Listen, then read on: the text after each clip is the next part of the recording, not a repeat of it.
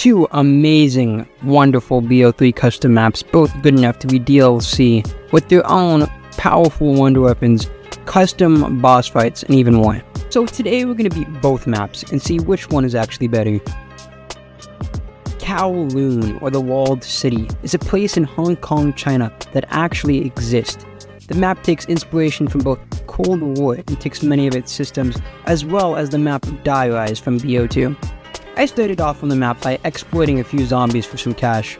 Next, I jumped off the side of this building, then started off the Easter egg by hitting the 6 power switches around the map. Next, I collected the 4 parts needed to craft the liquefier. Next, I crafted up what I believe to be one of the best COD Zombies wonder weapons to this day. After that, I jumped off of a zipline and grabbed this key in midair. I then used that key to open a locker with this weird looking ball inside. I continued by collecting 3 different parts to craft trample steam. This trample steam would then be used to collect 3 more parts and then craft up the storm rod. On the roof, I assembled the lightning rod. Then I put the balls inside of it.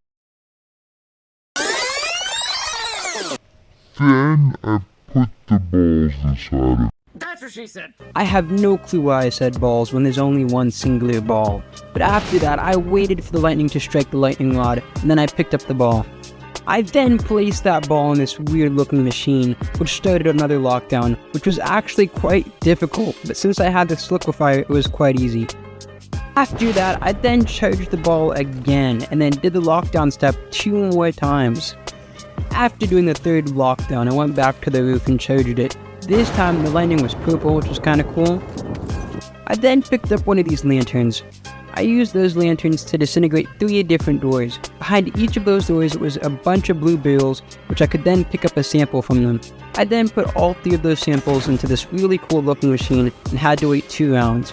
After those 2 rounds, I got a new sample, this orange looking sample. I then put that sample alongside with this liquefier into this less cool looking machine, and that pretty much upgraded this liquefier to the pre-patched liquefier from Die Rise. Moving on to the final step of the Easter egg, I put the ball on this weird looking shrine and then shot it with the newly upgraded liquefier. Similarly to the moon Easter egg, I had to continuously shoot the ball until it reached its final destination atop of this electric pole. Once it reached the top of this electric pole, I shot it one last time, and then it finally reached its final destination.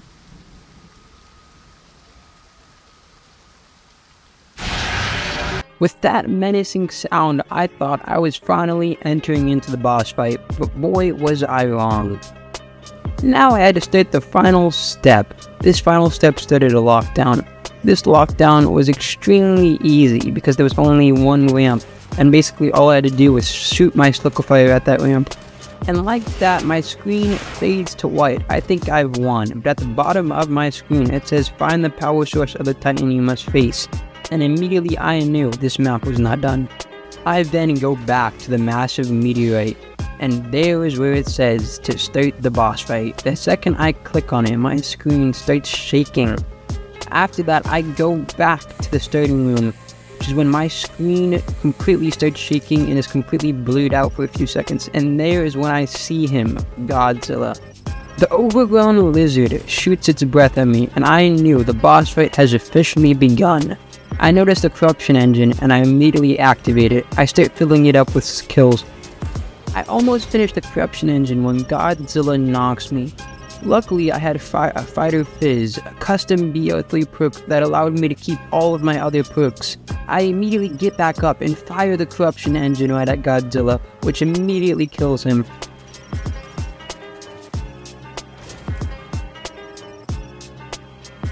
With Godzilla dead, the game ends, and I have officially beaten the map Kowloon. Dark Harvest, another night-based map, and as the name implies, the map is on a farm. I start off again by abusing a group of zombies for some cash. Next, I enter the house. I immediately open cabinets, and I notice that there are 3 different numbers. I then must put all 3 of those numbers into this lock. The order of those numbers is completely random, but once I do get in, it leads into this creepy ass basement. In the basement, there's this massive metal door. Behind the metal door, this guy tells me to turn on the power. and since I'm a natural born follower, that's exactly what I do. So I try opening the garage to turn on power when a small nation of zombies try fucking me. After beating them, I finally turned on power. After that, I get more instructions from the basement dweller.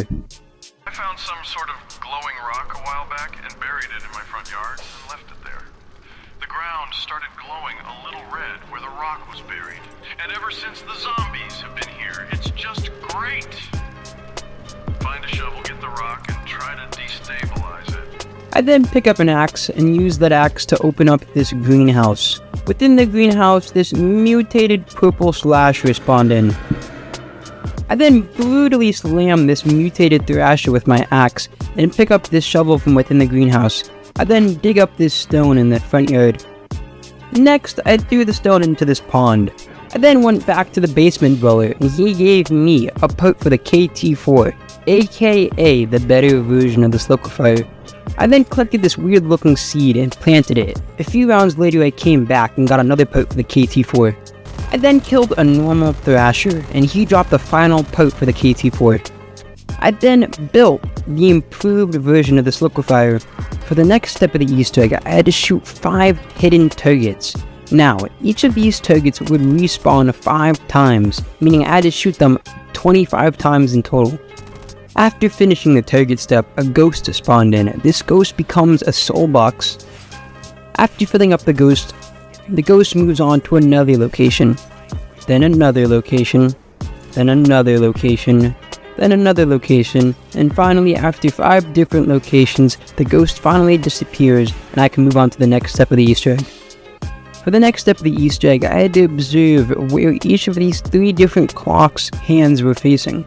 I then had to match the position of the clock hands with these corresponding dials around the map. After that, I then collected 3 parts around the map and built the Ragnarok DG4. With my newly acquired Ragnarok DG4s, I used them on this generator which spawned in like 4 zombies. But after that, I went to the attic and activated a lockdown. This was one of the final steps of the Easter egg, but once I was finished, is when the true boss fight began. The Mother Thrasher had a lot of health, a lot of damage, and was quite fast. But the Mother Thrasher had one weakness. That being the Ragnarok DG4s.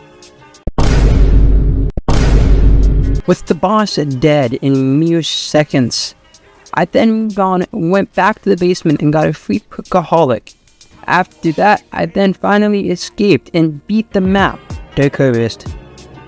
Now it's time for the rankings. First, Kowloon. Kowloon gets a 2.5 in difficulty, 3.5 in Easter egg, and 4 in gameplay/aesthetic.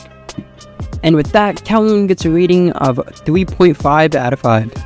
Now let's rank Dark Harvest. Dark Harvest gets a 2 for difficulty, a 2.5 for Easter egg, and a 4 for gameplay/aesthetic. With that, Dark Harvest gets an overall score of 3 out of 5. And with that, what I believe to be the better map is Kowloon, as it has a better boss fight, less repetitive Easter egg steps, and has multiple side Easter eggs. Don't forget, both the links for both the maps will be down in the description.